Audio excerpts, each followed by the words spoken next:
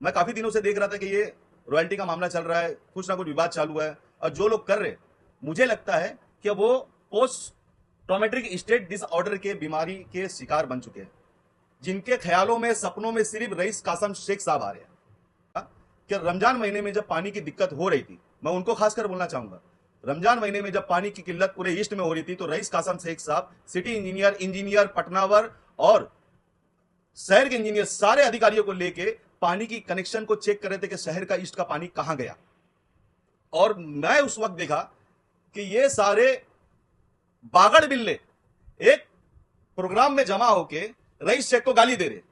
वो रईस शेख जो 3 घंटा शहर के हित में पानी कहां गया है वो पता लगा रहा था रमजान महीने में, और ये रईस शेख के नाम से गाली दे रहे थे। जब गैस नहीं था घरों में, जब चूल्हा नहीं जल रहा था, होटलें बंद हो जा रही थी, तब ये अपनी गढ़ नेता की ऑफिस खोल के रईस शेख को ही ढूंढ रहे थे। आप जब सत्ता में थे, आप जब 15-15 साल नगर सेवक थे, आपने कौन सा आरसीसी रोड बनाया? आज भिवंडी के अंदर में आप मुझे बताओ, आमदार के पहले आरसीसी रोड कब बना था? अगर ये इतने ईमानदार है तो ये 5-10 लाख रुपए की खंडनी, ये आरटीआई है, पुलिस डिपार्टमेंट की ये आरटीआई है, हमीद सत्तार शेख 10 लाख रुपए की खंडनी और जस्ट नीचे 5 लाख रुपए की खंडनी, जिस खंडनी में ये अंदर जा चुके। अब ये लोग शहर का विकास करेंगे जो बिल्डरों से वसूली करने का धंधा करते थे। अरे 6200 वोट से, 6000 वोट से आपको शहर ने नकार दिया, आपको आवाम ने फेंक दिया उठा के। आप बात करोगे सरकारी खजाने की? सरकारी खजाना बचाने गए आप लोग, जिसको शहर ने 6000। मुझे हंसी आ रही है। अगर 6200 वोट से जिस दिन मैं हार गया ना, तो गांव जाके ना खेती बाड़ी करूंगा और बच्चे हो जाएंगे तो नवासों को गोद में लेके बैठूंगा, लेकिन ये इधर उधर बिल्डर फलान धमाक ये सब करने नहीं जाऊंगा मैं। सुल्तान भाई, आज की पत्रकार परिषद किस विषय की है? अस्सलाम वालेकुम, सभी पत्रकारों का मैं दिल से स्वागत करता हूं। ये आप लोगों को बुलाने का मकसद ये था कि जो लास्ट इलेक्शन हुआ 2026 में नगर सेवक का, जिसका रिजल्ट 2026 में 16 तारीख के दिन जनवरी में हमको देखने मिला, तो मेरा ये बोलना है कि एक पोस्ट ट्रॉमेटिक स्टेट डिसऑर्डर एक बीमारी है जो किसी झटके से लगने से होती है। जैसे हमें किसी चीज़ का सदमा जब मिलता है तो ये बीमारी उससे होती है, जिसको शॉर्ट में हम बोलेंगे पीटीएसडी। तो मेरा ये बोलने का मतलब है कि आज भिवंडी शहर के अंदर में कॉरपोरेशन की खस्ता हालत को देखते हुए, अगर कोई वो बिल्डर क्यों ना हो, अगर वो रोड बना रहा है, रास्ता बना रहा है, तो ये कहाँ से गलत है। आज हम देख रहे काफ़ी दिनों से मेरी मिसेस एडवोकेट नगमा, जिनके नेतृत्व में ये जो वार्ड आता है, पीछे जो 100 फीट का रोड भी उनके नेतृत्व में आता है, तो मैं काफ़ी दिनों से देख रहा था कि ये रॉयल्टी का मामला चल रहा है, कुछ ना कुछ विवाद चालू है। और जो लोग कर रहे, मुझे लगता है कि वो पोस्ट ट्रॉमेटिक स्टेट डिसऑर्डर के बीमारी के शिकार बन चुके हैं, जिनके ख्यालों में सपनों में सिर्फ रईस कासम शेख साहब आ रहे हैं। मैं उनको ये सलाह देना चाहता हूं कि आप पहले अपने बीमारी का इलाज कराइए, क्योंकि हमने पूरे महीनों के इन 3 महीनों के वीडियो उठा के देखे तो सिर्फ rice Sheikh rice Sheikh rice Sheikh rice Sheikh, इसके सिवा इनके अल्फाजों से कुछ निकल नहीं रहा है, सिर्फ विवादों के सिवा। दूसरा ये बोलना था कि रमजान महीने में जब पानी की दिक्कत हो रही थी, मैं उनको खासकर बोलना चाहूँगा, रमजान महीने में जब पानी की किल्लत पूरे ईस्ट में हो रही थी तो रईस कासम शेख साहब सिटी इंजीनियर पटनावर और शहर के इंजीनियर सारे अधिकारियों को लेके पानी की कनेक्शन को चेक कर रहे थे कि शहर का ईस्ट का पानी कहां गया। और मैं उस वक्त देखा कि ये सारे बागड़ बिल्ले एक प्रोग्राम में जमा होके रईस शेख को गाली दे रहे। वो रईस शेख जो 3 घंटा शहर के हित में पानी कहां गया है वो पता लगा रहा था रमजान महीने में, और ये रईस शेख के नाम से गाली दे रहे थे। उसके ही बाद हमने देखा कि अब गैस बाटले का मामला आया, जब गैस नहीं था घरों में, जब चूल्हा नहीं जल रहा था, होटलें बंद हो जा रही थी, तब ये अपनी गढ़ नेता की ऑफिस खोल के रईस शेख को ही ढूंढ रहे थे। मतलब ये साफ हो रहा है कि जब शहर में तकलीफ आ रही है तो उसको फेस रईस शेख कर रहा है, और ये एक एसी वाली ऑफिस में बैठ के रईस शेख को ढूंढ रहे।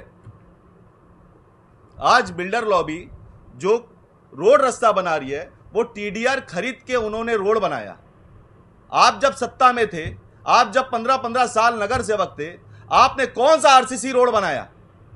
आज भिवंडी के अंदर में आप मुझे बताओ, आमदार के पहले आरसीसी रोड कब बना था? आप लोग बता सकते हैं ये चीज? जब आमदार आया तब आरसीसी रोडें दिखने लगे, सहूलियतें लोगों को दिखने लगी, एजुकेशन दिखने लगा, पेपर वर्किंग में लोगों को सहूलियत मिलने लगी, राशन डिपार्ट से लोगों को सहूलियत मिलने लगी। आपने क्या किया? क्या दिया है शहर को?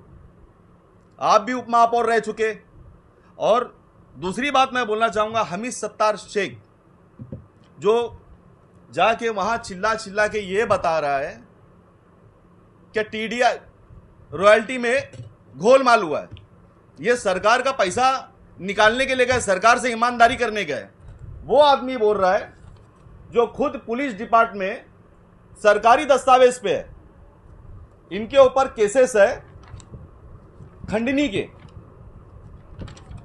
अगर ये इतने ईमानदार है तो ये 5-10 लाख रुपए की खंडनी, ये आरटीआई है, पुलिस डिपार्टमेंट की ये आरटीआई है, हमीद सत्तार शेख 10 लाख रुपए की खंडनी और जस्ट नीचे 5 लाख रुपए की खंडनी, जिस खंडनी में ये अंदर जा चुके। अब ये लोग शहर का विकास करेंगे जो बिल्डरों से वसूली करने का धंधा करते थे। ये मैं नहीं कह रहा हूं, ये पुलिस रिपोर्ट बोल रही है। इस पे क्या बोलना चाहेंगे आप लोग? दूसरा, 2001-2000 में हमीद शेख औचित पाड़े में रहने आया। कुछ निजी मामलों से ये अपने गांव से भाग के इधर आया। 2000 से हम पकड़ते 2026 साल के अंदर में अमीनाबाद के अंदर में रहने वाले काफी सलाम लोग रहेंगे जो आज भी उसी पोजीशन पे रहते हैं। इसके पास इतनी संपत्ति कहां से आ गई कि इसका पहला घर था भाटी कंपाउंड, भाटी बिल्डिंग में, दूसरा घर मिल्लत नगर में, तीसरा घर इसका फरीद बाग के बाजू में, चौथा घर इसका ले लिया है अक्सा स्कूल के बाजू में। ये कहां से इतनी संपत्ति आई? एक प्यून का काम करने वाला शख्स इतनी संपत्ति कहां से लाया? और वो चला है आमदार को धमकी देने, आमदार को टारगेट करने। आमदार ने सिर्फ विकास किया है और वो करता रहेगा। आप लोगों के ढोकले बातों पे आने वाला नहीं है। अगर आप लोग इतने साहूकार होते तो ये पुलिस रिकॉर्ड में जेल नहीं काटे होते। ये खंडनी सबूत है। और उनके साथ में और भी जो लोग जुड़े, जो ये बोलते हैं आपका घर कांच का है, जरा संभल के रहिएगा। उन पे तो हंसी आती है मुझे, वो गैबी नगर के। अरे 6200 वोट से, 6000 वोट से आपको शहर ने नकार दिया, आपको आवाम ने फेंक दिया उठा के। आप बात करोगे सरकारी खजाने की? सरकारी खजाना बचाने गए आप लोग, जिसको शहर ने 6000। मुझे हंसी आ रही है। अगर 6200 वोट से जिस दिन मैं हार गया ना, तो गांव जाके ना खेती बाड़ी करूंगा और बच्चे हो जाएंगे तो नवासों को गोद में लेके बैठूंगा। लेकिन ये इधर उधर बिल्डर फलान धमाक ये सब करने नहीं जाऊंगा मैं। शर्म आनी चाहिए आप लोगों को। और रही आमदार की बात, आमदार बच्चों का है, आमदार बुजुर्गों का है, आमदार एजुकेशन का है, आमदार डेवलपमेंट का है, जिसकी बराबरी आप लोगों की हैसियत नहीं है करने की। जो आप आमदार की इतनी तारीफ कर रहे हैं, इसके कारण क्या है, इसके पीछे कारण क्या है? देखिए, मैं आमदार की तारीफ, मैं तो आमदार का ही हूँ, मैं तो आमदार का ही हूँ भाई। आमदार हमारा सबका है। अगर टीडीआर के अंदर कुछ किसी चीज़ का इनको रॉयल्टी में गोलमाल दिख रहा है तो बिल्डर और तहसीलदार समझेगा। इसमें आमदार का रोल कहाँ से आ गया? आप जब भी जा रहे हो वहाँ बिल्डर के पास तो आमदार का नारा लगा रहे हो। अगर आपको किसी चीज़ के ऊपर डाउट है, रॉयल्टी के ऊपर किसी चीज़ का गोलमाल हुआ है, फ्रॉड हुआ है, तो तहसीलदार समझेगा ना। आरोप तो ये लग रहा है सुल्तान भाई कि तहसीलदार पर आमदार की जानिब से दबाव बनाया जा रहा है। और अगर रॉयल्टी की जो उधर से आरोप लगाए, अगर फ्यूचर में जो फ्लैट बायर्स है अगर वो फ्लैट्स लेते हैं और रॉयल्टी का अगर कोई इशू आता है तो इसका जिम्मेदार कौन है? देखिए, एक बात बता रहा हूँ, सरकारी दस्तावेज से कोई नहीं खेल सकता, सरकारी मामले से कोई नहीं खेल सकता। ये एक झूठ बात है, ये एक आरोप है कि उनके ऊपर दबाव किया जा रहा है। हम कर सकते हैं दबाव? कोई कर सकता है दबाव? ये सिर्फ झूठ बात है, ये एक ढोकलेबाजी है, एक आमदार को बदनाम करने की साजिश है। ये तहसील का और बिल्डर का मामला है, जो ये दोनों तय करेंगे। मेरे वार्ड में मेरी वाइफ की नगर सेविका, जिनके वार्ड में ये 100 फीट रोड आता है, हम हमारे वार्ड में विकास देख रहे हैं जो बिल्डर के मार्फत हो रहा है। और ये मुझे ऐसा लगता है कि ये ऐसा रोड हर बिल्डरों को बनाना चाहिए। जिसे अगर तुम्हारे में उतना दम है, टीडीआर तुम खरीदो, तुम भी रोड बनाओ। तुम्हें किसने रोका है? तुम भी लगाओ पैसा, जाओ कॉर्पोरेशन, टीडीआर लो, रोड बनाओ। अगर कोई मेरे वार्ड के अंदर में विकास हो रहा है तो मैं उसके फेवर में हूं। लेकिन आप लोग जो आमदार को बार बार टारगेट कर रहे हो, तो वो तहसील का मामला है। आमदार ने विकास के सिवा कोई दूसरा काम किया नहीं है। जय हिंद, जय महाराष्ट्र।